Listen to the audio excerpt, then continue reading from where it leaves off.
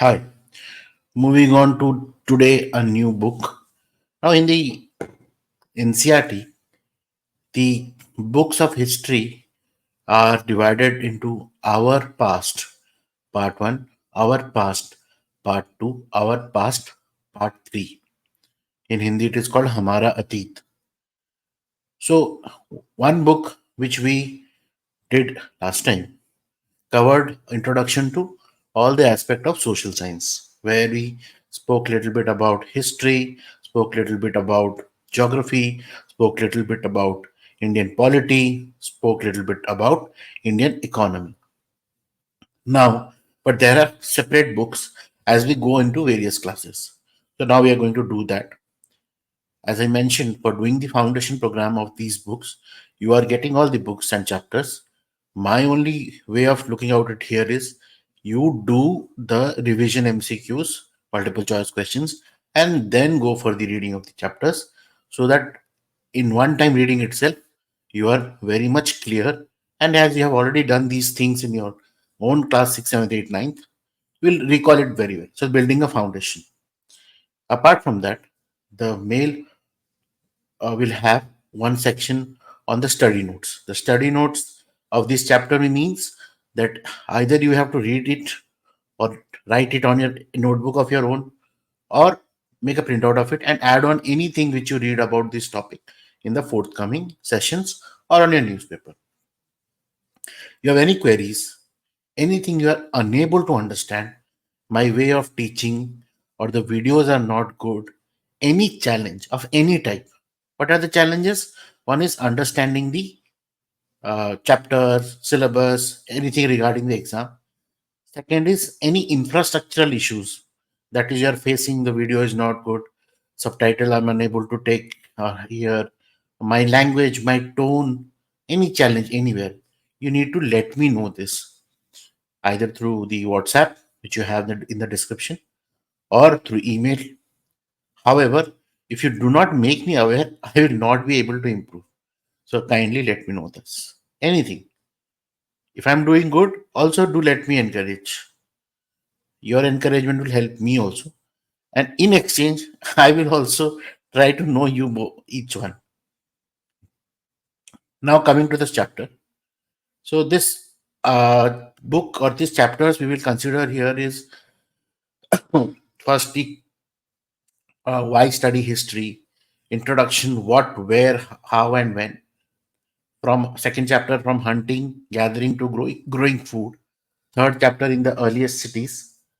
Fourth chapter, what the books and burials tells us. Fifth chapter, kingdoms, kings, and an early republic. Sixth chapter, new questions and ideas. Seventh question, from a kingdom to an empire. Eighth chapter, villages, towns, and trade. Ninth chapter, new empires and kingdoms. 10th, buildings, paintings, and books. So this is a very, very well done book, which includes lot of graphical things and maps. First and foremost, why we read history? We read history if you need to ask yourself that what is there in the past that we should learn about it. Past is over, but it's not just past. It is about the present. The society we live in today is fashioned by what came before us. For example, today you have a say mobile phone. 10 years before there was something else, some different other model. 20 years before even there existed some more crude model of mobile phone. Before 30 years there was no mobile phone. There was a landline and a cordless phone. So everything has some past. Something has evolved from something. Whatever you wear, whatever you read, whatever you see around us, everything has some past. Now, these were obviously gradual changes, and these have slowly transformed human societies. So, we need to learn them and understand as per their timeline. And one simple thing, whatever happened in whatever era was modern to that era. Are you getting my point? Whatever happened in whatever era was the most modern thing to happen in that era. Today we say we are living a modern life. Imagine, let's go back 100 years behind in 1924. If today's 1924 year is going on, again they will say We are living in the modern time. So that's what you have to always remember. So we actually need to learn history or study from history, that how does things start, what all changes happened, what era led to what changes, who are the people responsible, what led to what. So that's why history will let us know about the kings and queens when it comes to ancient India or the world, the various conquest policies. We learn about the hunters, peasants, craft, people, and trade. We learn about iron tools, civilizations, how rice and wheat were cultivated. We learn about various buildings, towns, villages. We learn about people and the culture of their in religion. What are the theories? What are the philosophical thoughts of that era? So we learn about it. How do we know about it?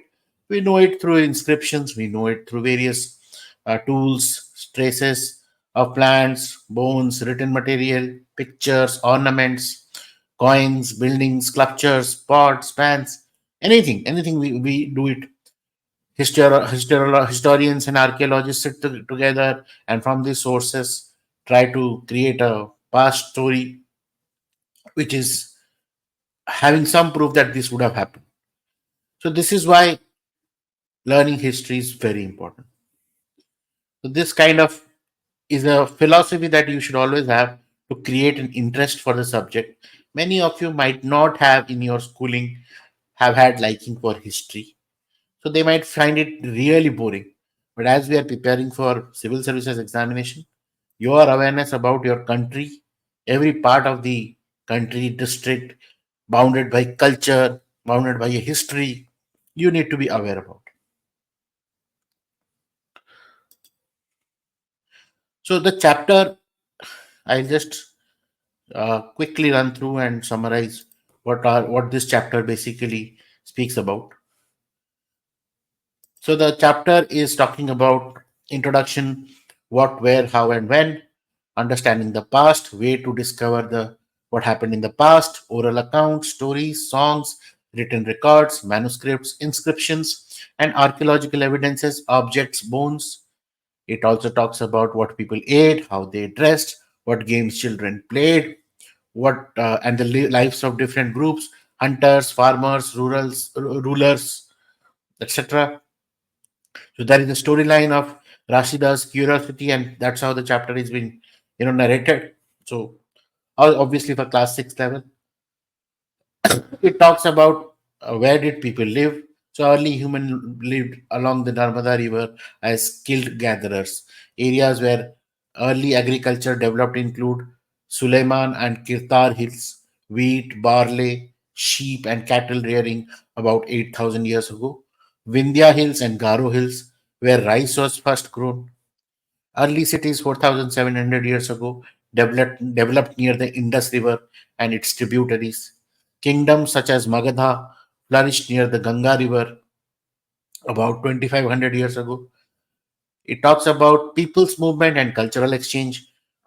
Despite natural barriers like Himalayas, rivers, and seas, people traveled for trade, conquest, and adventure. Movement led to cultural exchange, such as new techniques in carving, music, and cooking. Again, name of the land, India derived from the river Indus, Sindhu, Bharat, named after the group of people mentioned in the Rig Veda. Various sources of historical knowledge, the chapter highlights manuscripts, handwritten documents on palm leaves or birch bark containing religious texts, science, medicine, epics, and poems. Inscriptions carved on stone or metal, usually by kings to record events or commands. Archaeological evidence, tools, weapons, coins, and pottery studied to understand past life. Archaeologists also examine bones and charred plant remains. A section on one past or many. So different groups, kings, farmers, herders experience different past. So there cannot be said that it is only one past, but multiple. Understanding the date BC and AD. BC is before Christ, AD is Anno Domini. Now, in the current way, we have already learned that it is called before Common Era and Common Era. Some keywords which we learn in this chapter is manuscript, a written document, a handwritten document, inscription, writings on hard surfaces like stone or metal, archaeologist, a person who studies human history through excavations and artifacts, historian, a scholar who studies and writes about history, sources, information used to learn about the past, decipherment, the process of decoding inscriptions or ancient scripts. So, this is what the chapter will be talking about, and I just run through here again. So, you see that the chapter focuses or tells about the Suleiman and Kartar Hills in northwest. This is here Suleiman and Kartar Hills, and it talks about uh, Narmada, where the first gatherer happened. So you can see here, this is the Narmada region. This map is the physical map of India. Here, the map focuses on the various rivers: Indus River, Satluj, Ravi, Byas, Chenab, Jhelum, Yamuna, Ganga, Chambal, Son, Garo Hills, Brahmaputra. Then coming down, Vindhyas is hills, Satpura is hill, again Tapti River, Mahanadi River, Godavari River, Krishna River, Tungabhadra River, Pennar River, Kaveri River. Eastern Ghats, Western Ghats, Deccan region, Arabian Sea, Bay of Bengal, Andaman and Nicobar Island, Lakshadweep. So this is what the map focuses on. So you can learn the various tributaries. So how the name was evolved, various artifacts like these pots, old silver coins.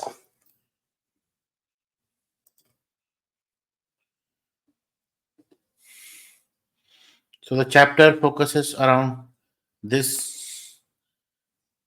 So you can do the MCQ, and I put some detailed MCQ which will help you to revise and learn more around, create curiosity more around this chapter. With this, thank you.